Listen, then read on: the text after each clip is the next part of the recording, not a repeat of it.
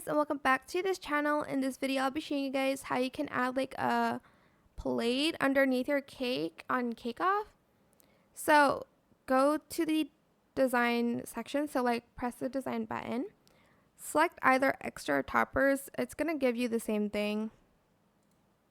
So on extra, you're just going to select the plate, and you're going to select the plate you want for your cake. There's some platters. You can use like just plates. When my cake is like one tier, I like to use like a platter or like a pedestal here, because it just makes it taller when it's just like one tier. But it's totally up to you on what you want to use. You can set it and you can make it a little bit bigger, and you can kind of like move the cake around if it's not in the center.